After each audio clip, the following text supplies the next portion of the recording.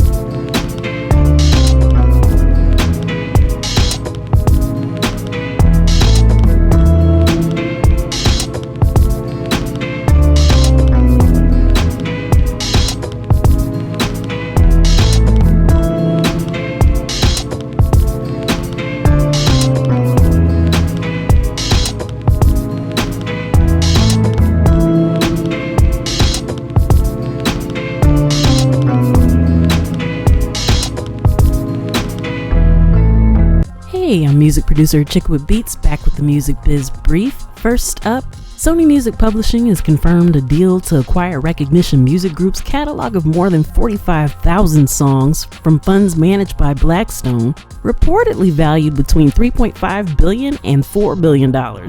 The catalog includes big hits from artists like Beyoncé, Fleetwood Mac, Lady Gaga, Rihanna, and Journey, as the purchase continues the trend of large companies investing heavily in evergreen catalogs and long-term publishing assets.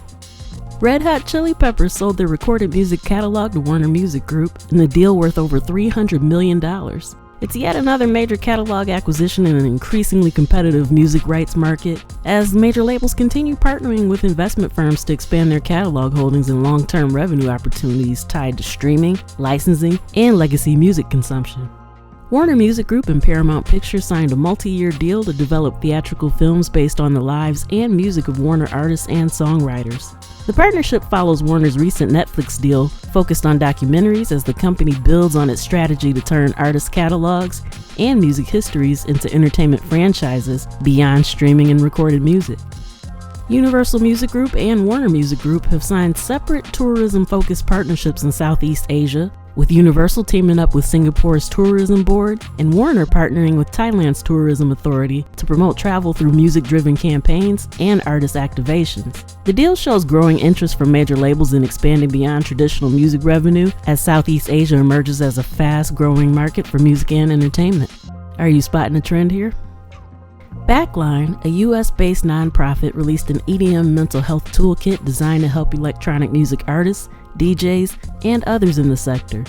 The guide arrived shortly after Backline launched Beeline, a 24-hour mental health and crisis support line. For more information, please check out backline.care, or you can text 254-639 or call 855-BEELINE-99 for 24/7 mental health support for the music industry.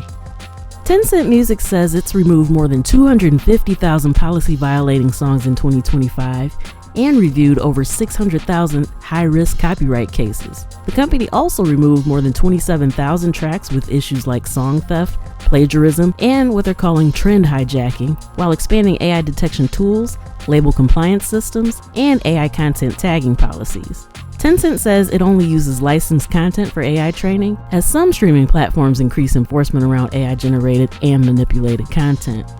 Alright, and SaySim paid out roughly $1.7 billion to composers and publishers in 2025, with revenue up 21% year over year to over $2 billion, thanks to growth from international digital platforms and overseas collections. The organization says streaming and global licensing continue to reshape royalty collection, with digital revenue now the primary growth engine, along with ongoing investments in technology, rights management, and creator compensation.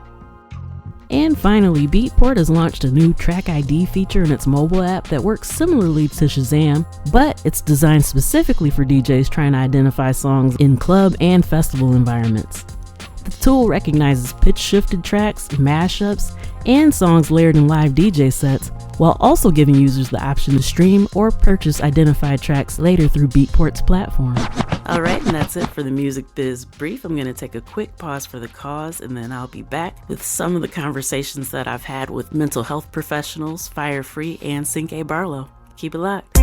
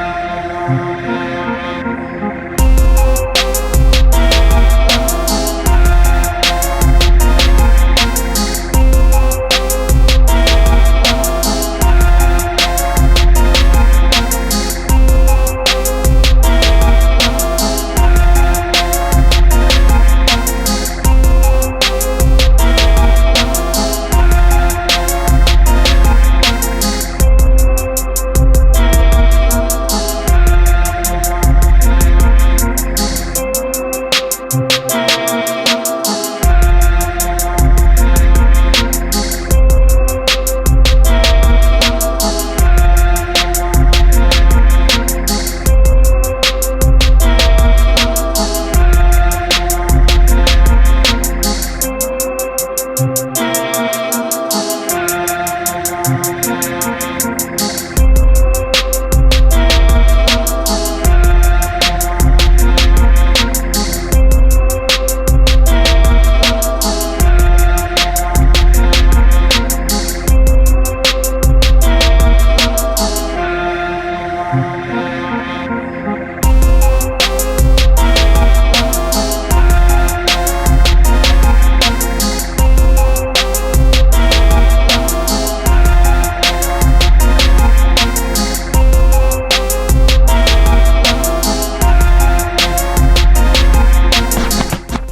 I'm a Chick with Beats, multi-genre music producer and strategist to indie artists and labels. Visit achickwithbeats.com for resources for artists and instrumentals in various genres available for songs, vlogs, blogs, podcasts, themes, TV, film, commercials, and more. Once again, that's achickwithbeats.com. That's ACHICKWITBEATZ.com. Let's make something happen. My name is Sinkay Barlow. I'm an LCSW, which is a licensed clinical social worker. Aside from doctor, PhD, about as high as you can go in the social work field. But I am going to be looking at the PhD in another field. But anyway, what got me into the field was it's been a journey. I think I've shared with many, and maybe briefly with you.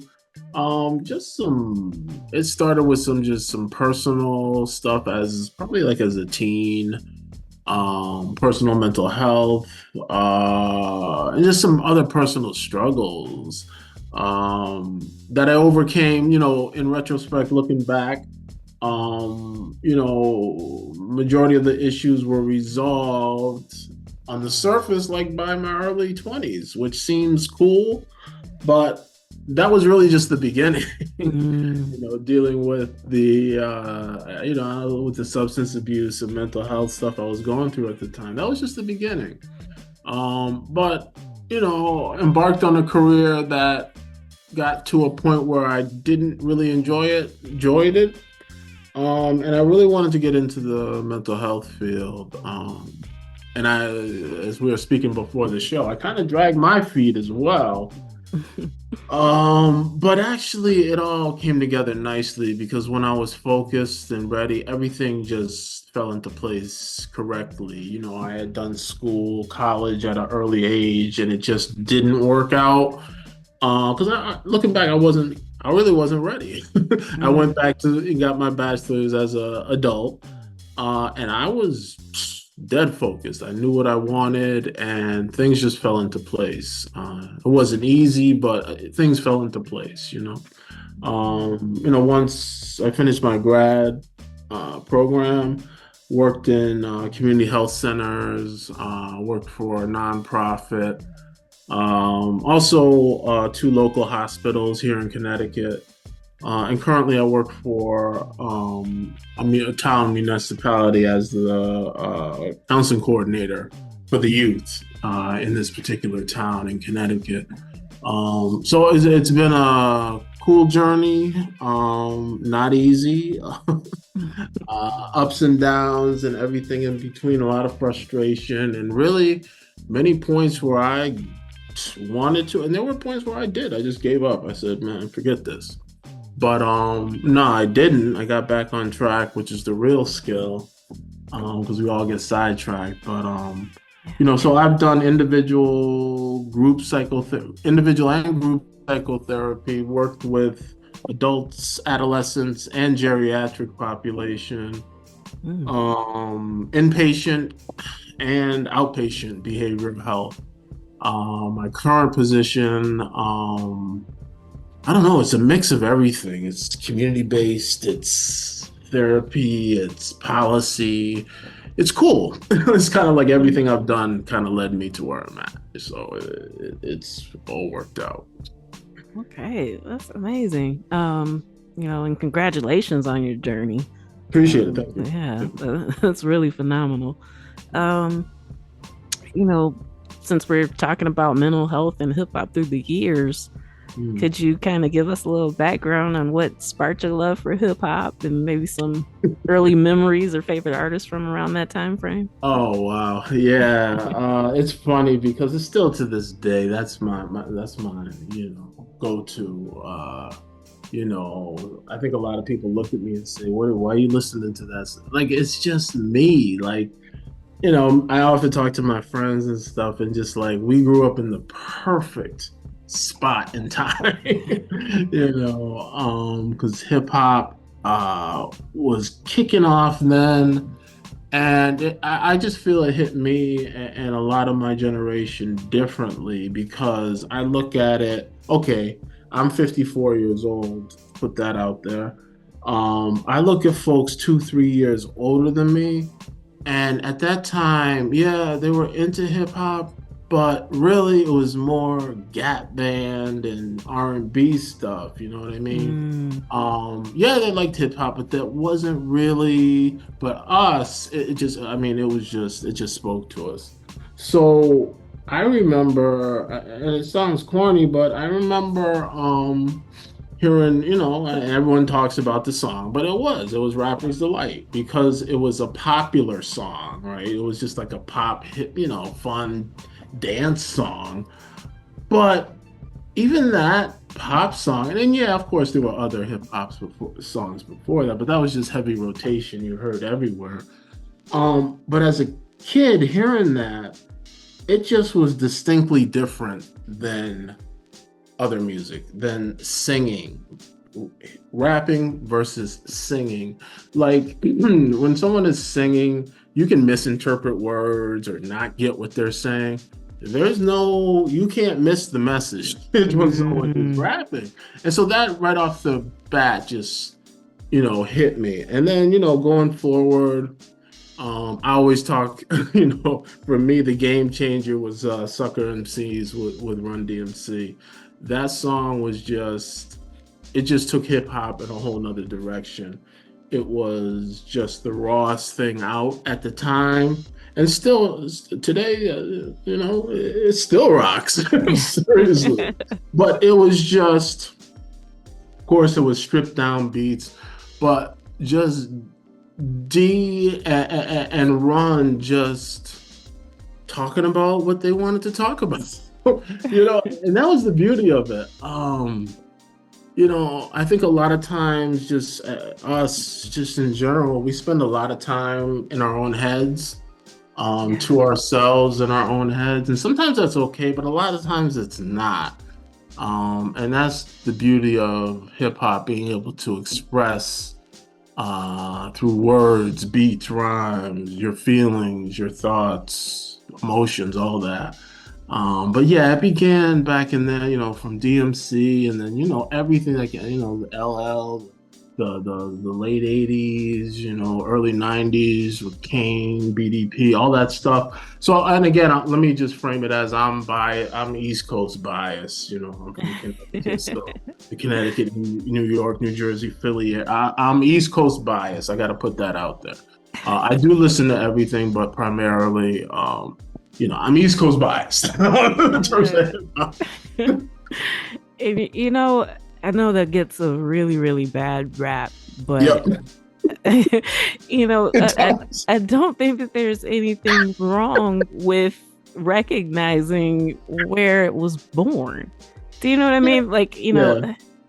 I don't feel like somebody should be made to feel bad because they have a preference for where it originated in that particular sound. It doesn't mean that you don't like the other stuff. Right. It's just you have a preference, and I don't think that's a bad thing. Right. I just wanted to be clear on that. I do, so the songs, the artists I mentioned, I just don't want folks saying, well, why didn't you mention, well, this is me. This is where I grew up. This is what I favor. And you know what? Honestly speaking, you could sit there and read a list of everyone, and somebody's still going to say, well, you didn't name. Right. I mean, it's always going to be that person until you Exactly. block them, and my block list is so long. But Yeah. So, just a little bit of background, Mhm. for anybody listening, that's actually how you and I connected on hip Right. hop.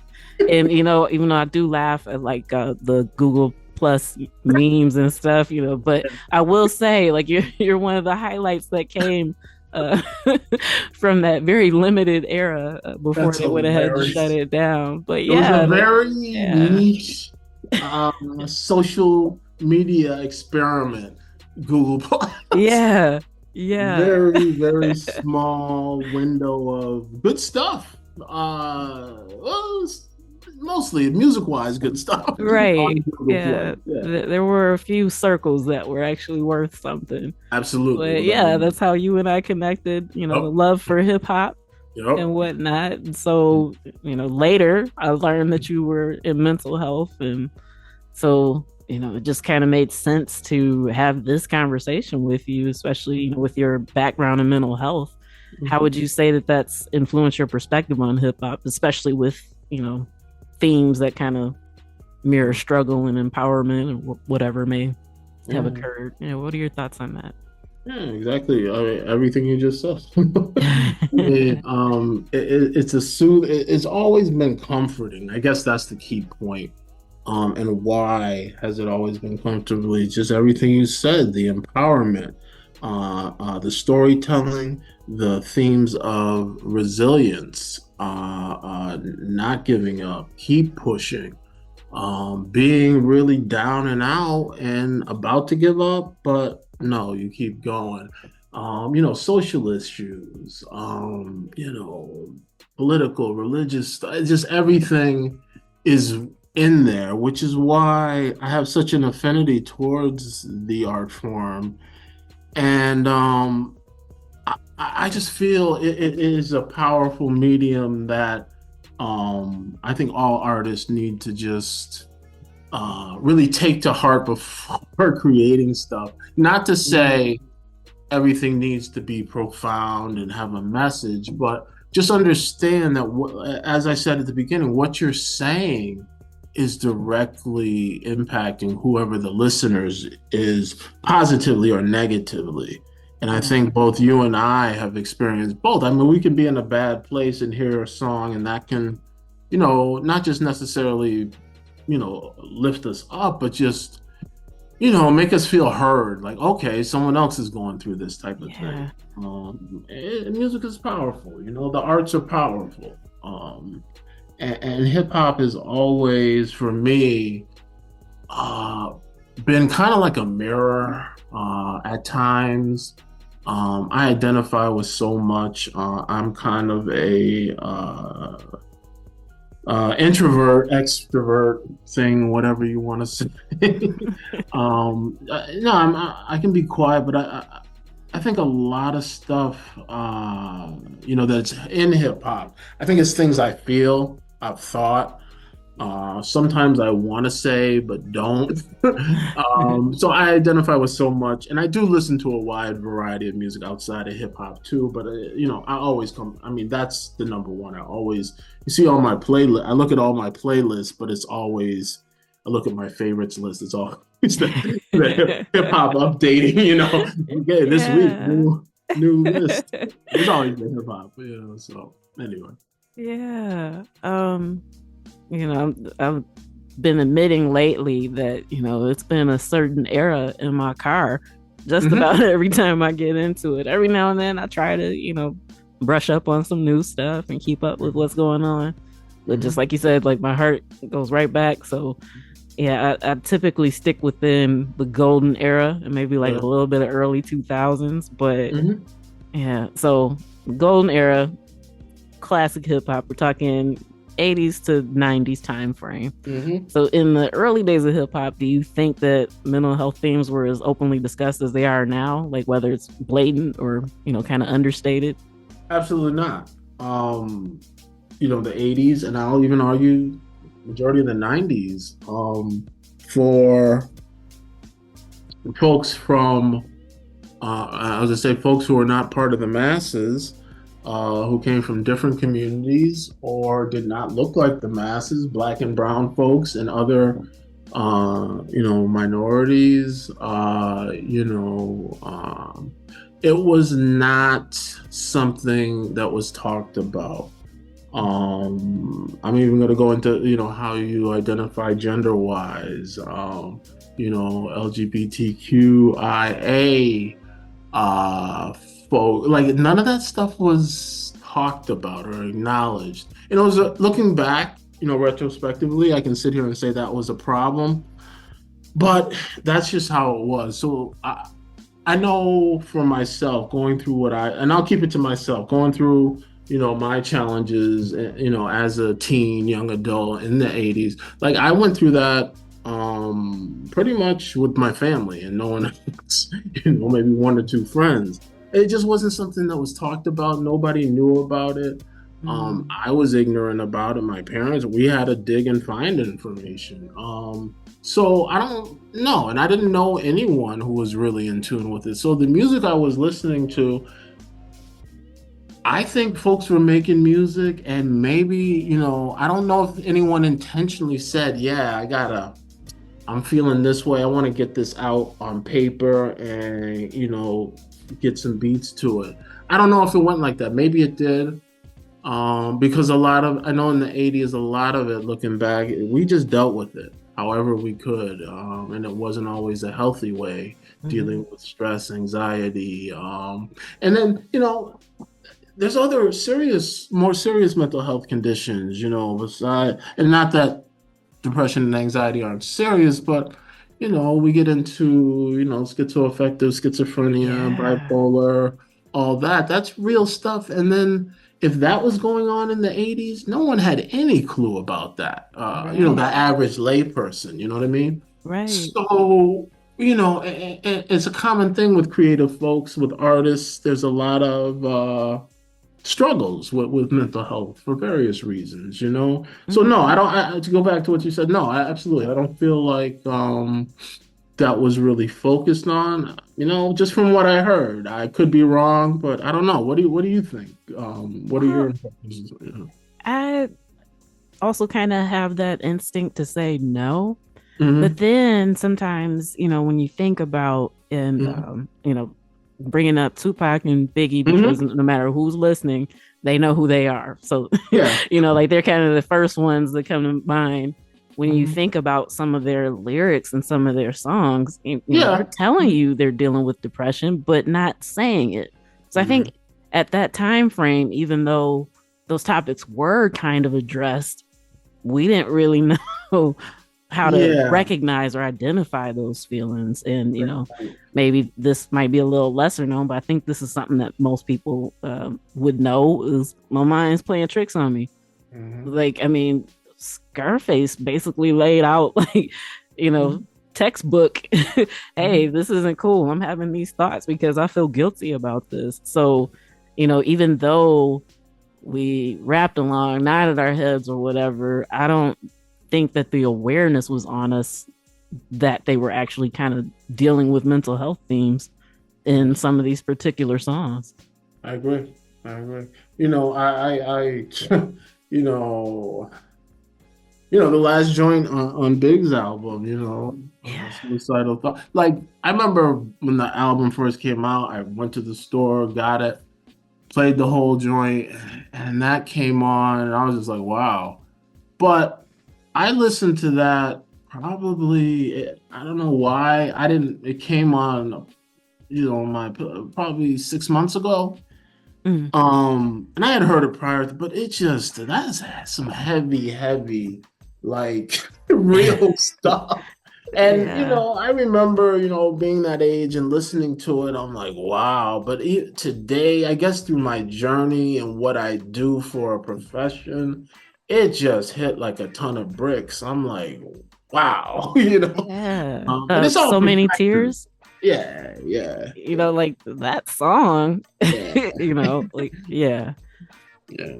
But that's what is Suicidal geez, I can't think. The last track on I believe it is actually Suicidal Thoughts. So yes, thank you. These songs were out there. We knew them. We knew these weren't good things, but I don't think at that time frame, that's just not what the environment was like. Oh, Right. maybe he should see a mental health professional because No, no, that's no. not That something wasn't we even, did. Like, yeah.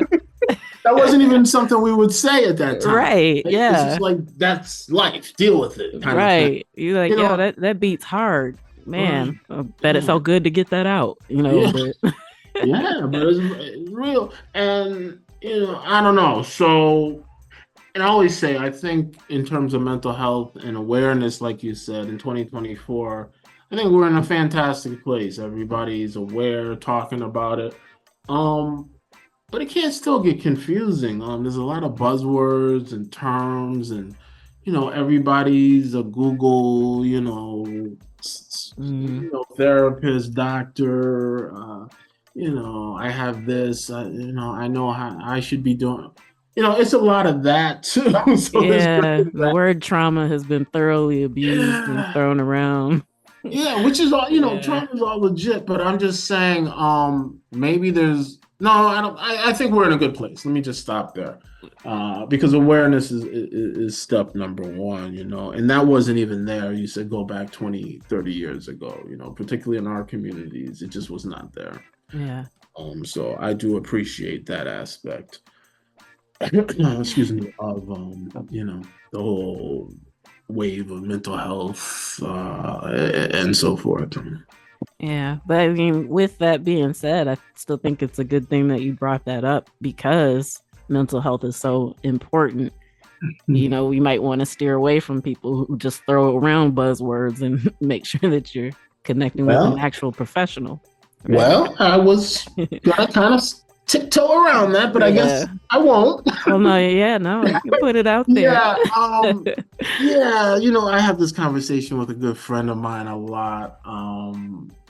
And it's great that the awareness is out there, but I just, you really got to look at the source. Because it goes from one thing from being, an opinion, something, you've read or seen, but really just, I just say, check your references. Look who's giving you that information. And it's really important because unfortunately, I've seen a lot of folks putting out, different monikers or titles, and it's really like, and I won't even put it up, but just you have to check the references. What are the individual's credentials? Are they licensed? Really dig into that. Because a lot of folks, it's motivational speaking, it could be coaching, but is that person licensed? Because if they're not, it's a lot of it could be just opinion or Yeah. what they've experienced. Is it evidence based? What kind of interventions, modalities, like, so all that stuff matters. Yeah. And I'm not saying everything is bad. Absolutely not. I watch videos and, by whomever, of course, there's good stuff everywhere, but it is important to check the sources. Just leave it there. Yeah. Yeah. If you want to get better, you want to make sure you're taking the right medicine, right? Right. This is Fire Free. I am a spoken word poet and author. And I am also a master's level graduate in counseling psychology. I cultivate healing-centered spaces to work through trauma and to build on wellness, resilience, and presence and awareness. And thank you so much, A Chick with Beats, for allowing me to be here today. Yes, I'm glad you could take time from your schedule to share with us. And so, many artists, they're going through challenges and they need places to put their emotions into their music or whatever it is that they do creatively. How do you think the process of creating music can help both and challenge mental health for artists? Because we know it's kind of like a double-edged sword a little bit. So what are your thoughts on that? So much. This is a really compound question. And part of my frustration with this is the fact that being in the mental health field and being so dedicated and driven and passionate about trauma, and its contribution to things like suicidality. So we've had to increase suicide awareness, and self-injurious behaviors and challenges just with dealing with and navigating mental illness in general. There just has not there has not been enough effort and interest in making sure that access to creative outlets have been available. And so now it was just recently, within the last year or so, that it was released that, art and writing is so helpful with trauma. Go figure, right? So, so to be able to take the time to give people artistic opportunity to kind of delve into reacting and responding to some of their most challenging and some of their most in-depth experiences offers them the opportunity to explore it in a different way. And we really do need to be more open to that culturally. Excellent thought on that. Because we do often hear about tortured artists and whatnot. Right. Yeah, what do you think we can do to try to promote like a healthier relationship between creativity and mental health within the industry? So within the industry, there's a few specific things. I know for me, I am currently working and creating and offering a workshop that's called The Cope Life. It's built on reflection and building awareness. However, within the industry, accessibility is a huge aspect. And even though there's been so much work to help people find and gain access, there also has to be a starting point, right? And when schools weren't kind of stopped expanding artistic programs, that's where we saw like a lot of major turns. And that's an area where we see our youth, our children, especially Black children, having a larger impact. So areas within the industry that could be much better is leading with organizations that start with advocacy, that start with the education, that start with that allow spaces, and also stop utilizing and leaning into, proximity to privilege, because there's so many male, like a lot of one of the biggest issues here is that in hip hop specifically, it's so male dominated, when we know that it's the women and it's the growth of how we embrace throughout community and cultivate the ability to have our own personal self-determination that has allowed hip hop to really flourish. And so we really should not be leaning into what is status quo. Hip hop was started off from pushing against it. We should continue that push. Oh, I think I might need to add an air horn there at some point. Yeah, I mean, you're so right. Could you kind of expound a little bit on, those spaces, if you will, and, what we can do to kind of make it safer, to kind of push back against the system instead of what they're trying to do, especially thinking about how hip hop's been kind of infiltrated, as far as content goes. Yeah, could you expound on that a little more? So shout out to Tiffany Red, who has a business called 100 Percenters, focusing on, issues around sexual assault and things that changed the trajectory in her career. She has taken up advocating for writers and making sure that writers get talking to writers and talking to people in charge of projects, to making sure that writers are appropriately respected on their projects. There are a lot of people who are working to kind of change the game and working to create stronger spaces. Because let's be real, like if writers and producers and artists weren't making the product, nobody would be making any money. So, and with that stated, like, one of the biggest issues is the business decided to formulate hip hop. And I think you and I have discussed this a fair amount, that hip hop has been so formulaic that the pushback, the innovation has had to change so much. And yet at the same time, some of the very grassroots interests Mm. aren't even being supported the way that they need to be supported. I know that, a solid example in my career, I'll use myself, is like I love art, I love hip hop, I love writing, and I had to structure myself in a way that made me marketable to capitalism, as opposed to capitalism adapting to make what I do, Mm. more valuable. And so, within that, all that adaptations, years get lost, time gets lost. So trying to find the outlets becomes more of a challenge, and it devours time. Mm. And there's a lot of people who have had to shift, pivot, transition, take, some of us are wearing multiple hats. And yeah, it's just, at what point and a lot of times we see ourselves giving who we are up to fit something that was never made to fit us in the first place.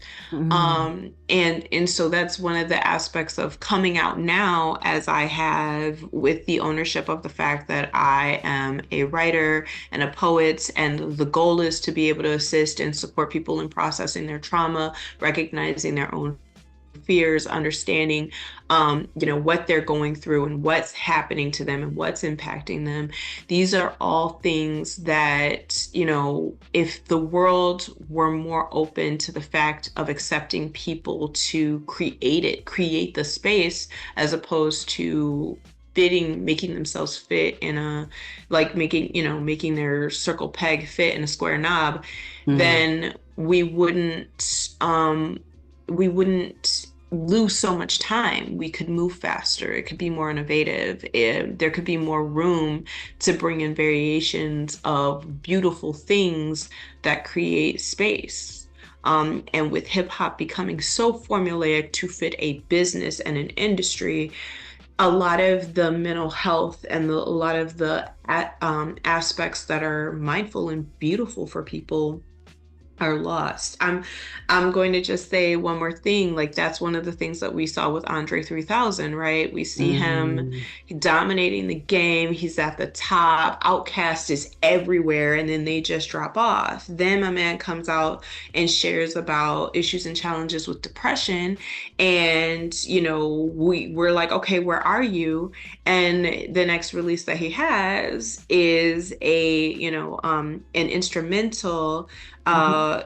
which everybody appreciated. However, where was the space for that? If it wasn't so formulaic, he would have been able to do that, and probably, and then some. Right. So, right. That's such an excellent example because, I mean, for those of us who got to witness Outkast in real time, we got to see his evolution. I mean, it was Right. incredible, incredible. Every album, and not just him, Big Boy too. Shout out to him. Shout But out, I big mean, boy. yeah. So yeah, you could literally see the growth happening in real time. And so even Right. though there were a lot of memes about the Flute album and whatnot, but was anybody really surprised? Because if you were paying attention, you saw Right. that he was growing and expanding. And Absolutely. yeah, I mean, and think about how hip hop was formed. A lot of people were taking, either disco or jazz records and like scratching them up. So it's a natural evolution that is not as weird as some people try to make it out to be. So organic. So Yeah. like, this is so organic, and we really have grown, but we're still trying to stick in this little box that just wasn't meant to stay in. Hmm. Like, it's not a movie, where it's not meant to be the same thing over and over and over again. Like, at some point, like, we've grown, we've moved forward. Even our greatest makers have moved on to other things because they've been too restricted. Yeah. Yeah. Jean Grey. had said recently Yes. that they're not going to be making rap music anymore, which perfectly makes sense because especially if they were putting their effort into it constantly. And I mean, the thought process that just had to go into writing their lyrics all the time. I mean, Right. how could you not get burned out, especially when you feel like it's not being reciprocated? Like the fans aren't like, oh, thank you, this is what I needed. Because anytime you do one thing, as an artist, a lot of times you kind of want to grow and do something different in order to push yourself, and push past your boundaries. It means you've got to take Yes. some chances that not everyone's going to understand. And I think even as fans, as listeners, which many artists are, we Yes. kind of have to offer that same grace to some of our favorite artists as well. And that's something that I Absolutely. don't see happening very often. How about you? Oh my goodness. Like, so to expand off of that, right? Like, and I know I kind of, to explain what I say when I'm like, this is not a movie. So essentially, Yeah. a movie is a beautiful piece of art that can expand on thoughts, right? But at some point, you're watching the same thing over again when you start from the beginning and go to the end. It's the same thing. Nothing is ever going to change, right? Mm-hmm. And when we create art, when in living in real time, when we create our art, there is an expansion. Even when you go back to the beginning, there's something that shifts or changes or Mm. something becomes new. New ideas spin on new ideas and it grows. And so in real time, as we live, we're not going to, even with our own art, we're not going to experience it the same. We're not going to grow the Mm. same. And we recognize, especially with this new generation, that yeah, they may like what we put out, they may love it, they may like to listen to it over and over and over again, but they're growing as we grow. And Yeah. yeah, that's what hip hop is. It's what it allows, it's what it makes room for. So to talk about, Jean Grey, who is also somebody that we've watched grow and Mm-hmm. expand and learn and just journey, Mm-hmm. like of course they're gonna get, burnt out. They can't keep doing the same things, and they've been trying to expand and grow for a while with the Yeah. series and just different projects. And so I'm excited for them. At the same time, it's disappointing, Yeah. but Yeah. there's that whole aspect that we all know, like, yeah, the game isn't meant, like the game is created to almost stunt growth. Mm-hmm. And for us, we know, like, we know how to create new rules. We know how to create new variables and engage in new things. And so we really do need to be open to that. Yes, absolutely. Thank you. Thank Well, thank you. I mean, that was fantastic. So, with that being said, since there are, I guess, lots of ways that the growth is being stifled, um, there's a lot of temptation to kind of switch what you're doing to mirror what you're seeing happening that's kind of raking in the big bucks. And, as we kind of alluded to, there's no way that that's not going to kind of wear down on you after a while. right. Um, yeah. So, since a lot of us are feeling this in different ways, and collaboration just happens to be a really big part of the music world, how do you think artists can support each other's mental health, like within the creative circles? Well, especially with everything that's going on right now, I definitely encourage checking in, seeing how people are doing.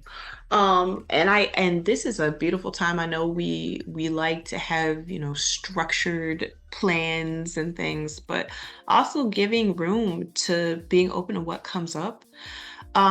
Because I don't know if you feel like you were impacted by the eclipse, or any of the things that kind of happened to create shifts in real time. Mm. But sometimes things like that may have an impact. It might, shift some things. It might change energy. Just some of the side factors. So if we took more time to just sit in the space and ask ourselves, how am I doing? and then ask who you're collaborating with. How are you doing? That opens up a conversation to kind of adjust for that. Yeah, that's excellent. Since you asked or had mentioned, if the eclipse had affected me, I think in certain ways it maybe did more indirectly, in the sense that my social media, the things that were on my timeline, the energy was just so off and kind of off-putting. Wow. I actually kind of tried to steer away from just, scrolling in general, and kind of limiting my interactions to things that I felt were a little more positive. So, with that being said, even with the question that I asked you, that might have been a good time for me to check in with some of those people where I was seeing this kind of rough energy, like, ooh, are you okay? But, I'm glad you presented it that way, because I don't think that I would have thought about it like that. But that was right around that time frame. It was a lot of negativity, a lot of complaints, a lot of, misinterpretation, especially. Okay, so I didn't intend to talk about this right now, but with the whole conversation with the back and forth with Kendrick and Cole, and is Drake gonna say something, that sort of thing, with all that energy going on, I saw grown men get really, really sensitive and almost offended by other people's positions, depending on what they thought about one or all three of these artists.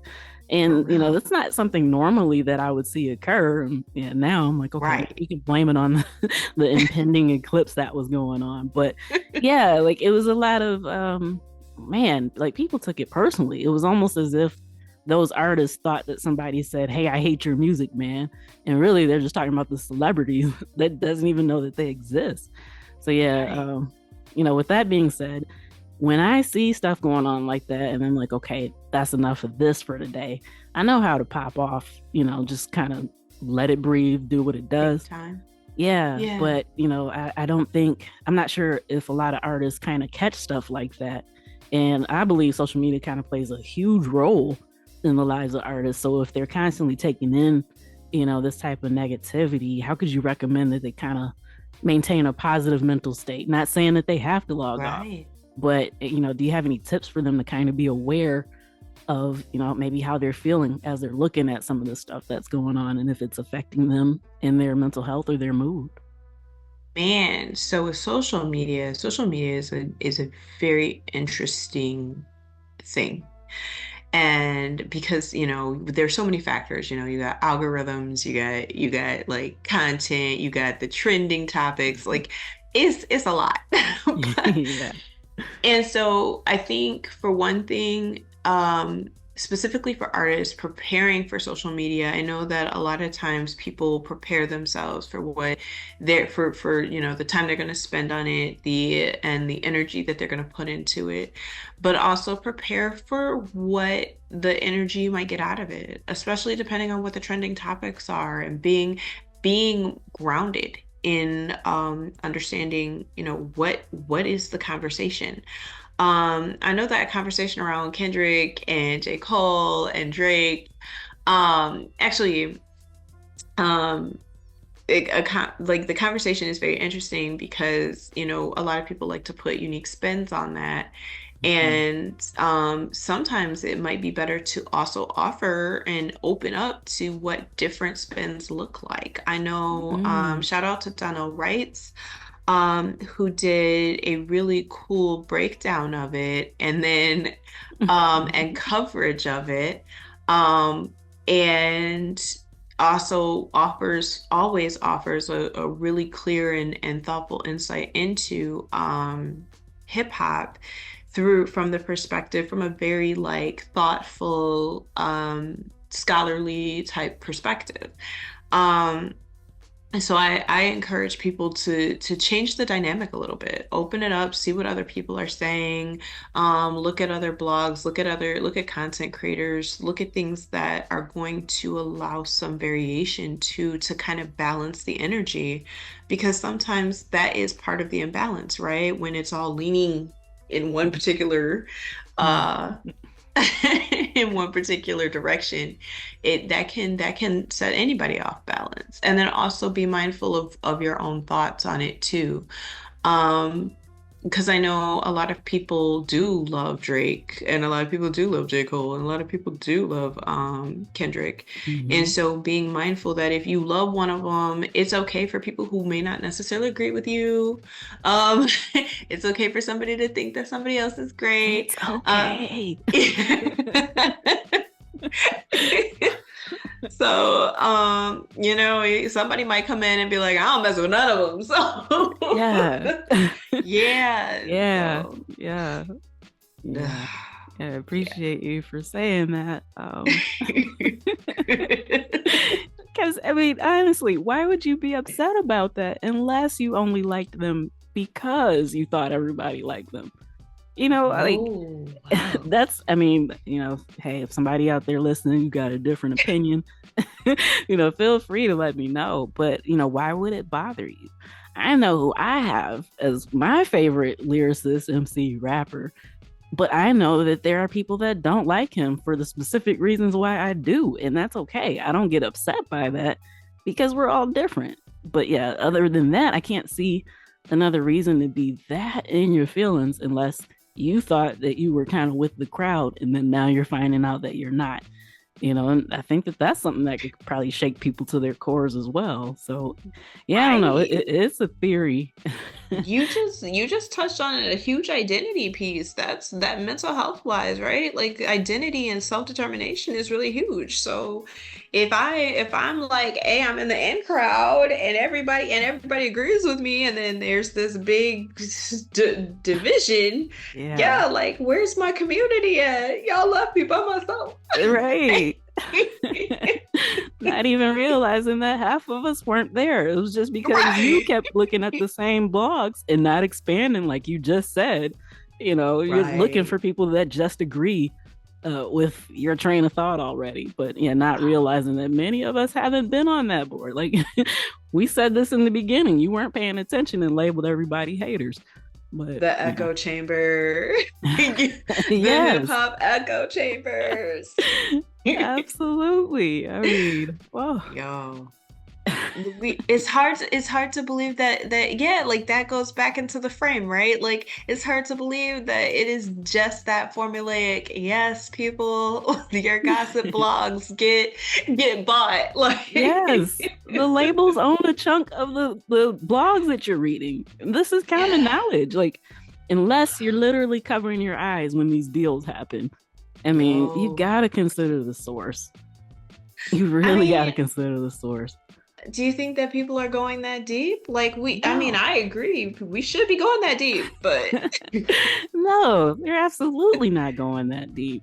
But yeah, I say that to say you got to pay attention to where the news that you're getting is coming from.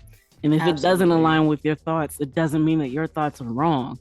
Just because you read something doesn't mean that you have to change your mindset. All right, and that's a wrap for this episode of Instrumental Intel. I've been your host, music producer Chick with Beats. And once again, I'd like to thank you for tuning in. I'd like to thank my home station, Grander Radio, out of Grand Rapids, Michigan. And make sure that you come back next week. I got more goodness lined up for you. So till next time, you know where to find me. Tune in, tell a friend. I'll see you then. Peace.